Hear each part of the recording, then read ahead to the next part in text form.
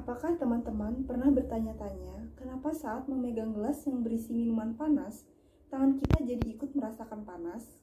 Hal tersebut disebabkan karena adanya kalor yang merambat dari minuman tersebut, lalu merambat ke gelas, hingga akhirnya sampai ke tangan kita. Lalu, apa yang dimaksud dengan kalor? Untuk mengetahui lebih jelas, yuk simak videonya.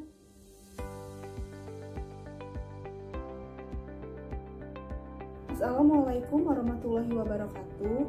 Tabi pun, perkenalkan nama saya Fatimah Surya Latifah. Teman-teman, bagaimana kabarnya hari ini? Semoga teman-teman selalu dalam keadaan sehat walafiat. Hari ini kita akan belajar tentang kalor yang memuat beberapa subbab, yaitu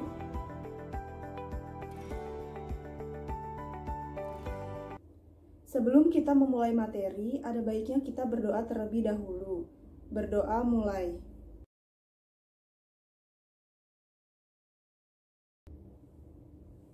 Berdoa selesai.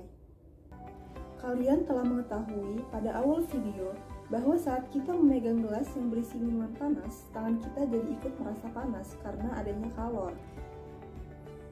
Kalor adalah energi panas zat yang dapat berpindah dari suhu tinggi ke suhu rendah. Kalor memiliki satuan internasional yaitu joule. Satuan lain dari kalor adalah kalori.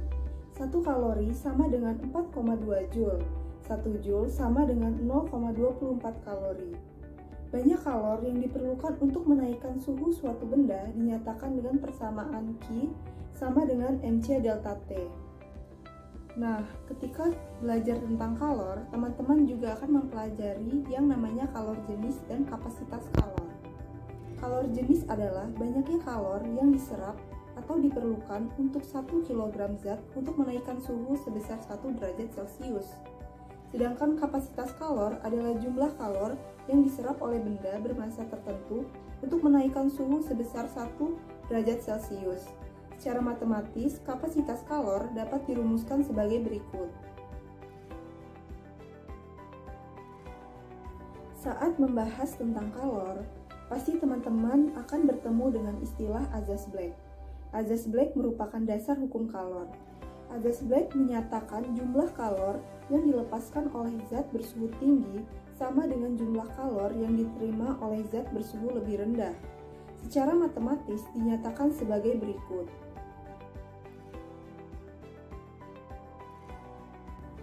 Tahukah teman-teman apa alat yang digunakan untuk mengukur besarnya kalor? Alat yang digunakan untuk menentukan besarnya energi kalor suatu zat disebut kalorimeter. Ini adalah contoh gambar kalorimeter. Teman-teman, seringkali kita menemukan kejadian-kejadian menarik di sekitar kita. Misalnya saja, air yang dipanaskan secara terus-menerus akan berubah menjadi uap.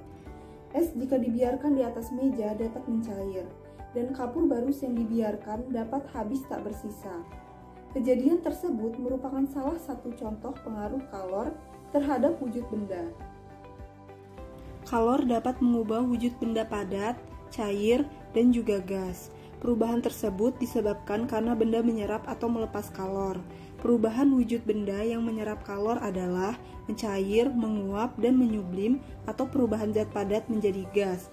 Sedangkan perubahan wujud benda yang melepas kalor adalah membeku, mengembun, dan mengkristal atau perubahan gas menjadi padat. Untuk perubahan wujud mengebur dapat dirumuskan Q sama dengan M kali L. Untuk perubahan wujud menguap dirumuskan Q sama dengan M kali U, dengan L sama dengan kalor lebur dan U sama dengan kalor uap.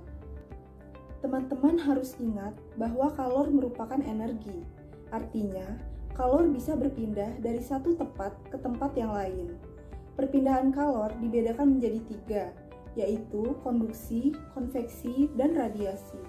Saat kita memanaskan air, terjadi perpindahan kalor. Perpindahannya terjadi secara konduksi pada gagang tutup panci, konveksi pada partikel air, dan radiasi berupa pancaran panas api di sekitar kita. Sekarang, kita akan membahas satu persatu perpindahan kalor tersebut. Pertama, perpindahan kalor secara konduksi, yaitu proses perpindahan kalor tanpa diikuti perpindahan partikel penghantarnya. Konduksi umumnya terjadi pada zat padat. Benda yang dapat menghantar panas dengan baik disebut konduktor. Contohnya, besi, emas, tembaga, dan perak. Sedangkan penghantar panas yang buruk disebut isolator. Contohnya, kayu, plastik, kertas, dan wol. Banyaknya kalor yang berpindah setiap satu satuan waktu dihitung dengan rumus H sama dengan Q per T sama dengan Ka delta T per L. Contoh peristiwa konduksi adalah saat kita memanaskan salah satu ujung besi, maka ujung yang lainnya juga akan terasa panas. Perpindahan kalor berikutnya adalah konveksi. Konveksi adalah perpindahan kalor yang disertai dengan perpindahan partikel-partikel penghantarnya. Contoh peristiwa konveksi dalam kehidupan sehari-hari adalah gerak naik turunnya air saat dipanaskan. Yang terakhir, radiasi. Radiasi adalah peristiwa perpindahan kalor dalam bentuk gelombang elektromagnetik tanpa melalui zat perantara. Contoh peristiwa radiasi adalah panas matahari yang sampai ke bumi meskipun melewati ruang hampa. Nah, teman-teman, untuk lebih memahami materi yang sudah kita pelajari, mari kita simak contoh soal berikut ini. Contoh soal nomor 1, perhatikan pernyataan berikut. 1. Konduktivitas logam. 2. Perbedaan suhu-suhu ujung logam. 3. Panjang logam. 4. Massa logam. Faktor-faktor yang menentukan laju perambatan kalor pada logam adalah. Mari kita simak pembahasannya. Karena logam merupakan konduktor, maka persamaan yang digunakan adalah persamaan laju kalor secara konduksi. H sama dengan Q per T sama dengan Ka delta T per L.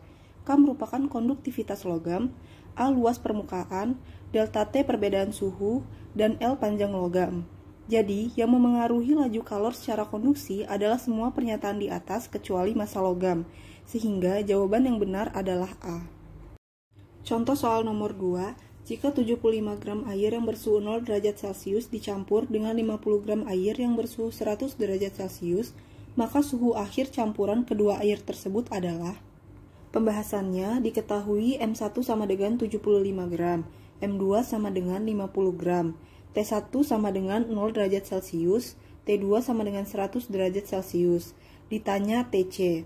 Di sini kita menggunakan azas Black, yaitu Q lepas sama dengan Q terima. M1C1 delta T1 sama dengan M2C2 delta T2. Karena benda sama-sama cair, maka kalor jenisnya sama. Jadi bisa kita sederhanakan sehingga 75 kali dalam kurung TC min 0 sama dengan 50 kali dalam kurung 100 min TC. 75 TC sama dengan 5000 dikurang 50 kali TC. Sehingga TC sama dengan 40 derajat Celcius. Jadi jawaban yang benar adalah B.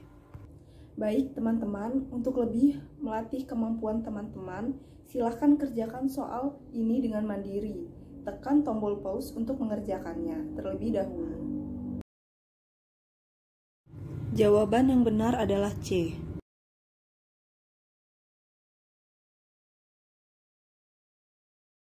Setelah mempelajari tentang kalor, kita sekarang menyadari bahwa kita sering menjumpai teknologi peralatan rumah tangga yang prinsip kerjanya menggunakan konsep perpindahan kalor. Contohnya, panci, setrika, termos, dan kulkas. Kulkas sangat dibutuhkan untuk menyimpan bahan-bahan makanan agar terjaga kesegarannya. Kulkas memiliki komponen utama yaitu kompresor yang berfungsi menekan zat pendingin atau freon. Kompresor akan menekan freon dan membuat tekanan freon meningkat.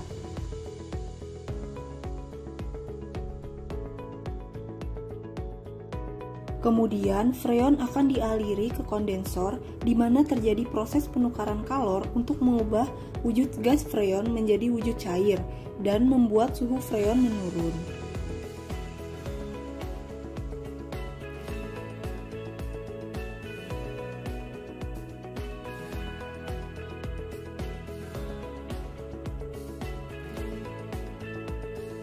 Setelah dari kondensor masuk ke dalam dryer.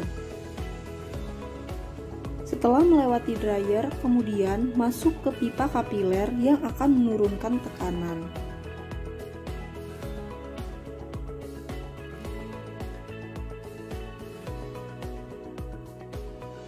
Freon yang sudah dingin ini kemudian dialirkan ke seluruh bagian kulkas, yaitu pada evaporator. Pada evaporator terjadi proses perpindahan kalor. Hal tersebut menyebabkan dingin dapat diserap oleh benda-benda yang ada di dalam kulkas.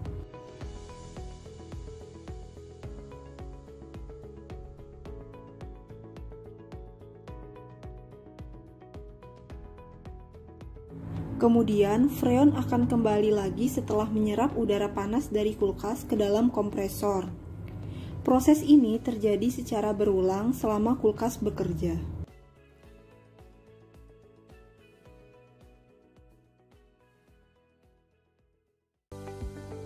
Wah, ternyata fisika sangat dekat ya dengan kita.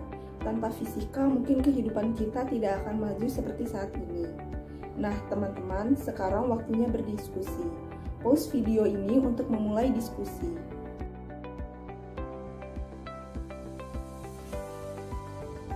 Teman-teman, jangan lupa belajar dan banyak baca buku ya. Terima kasih sudah menonton video ini. Wassalamualaikum warahmatullahi wabarakatuh.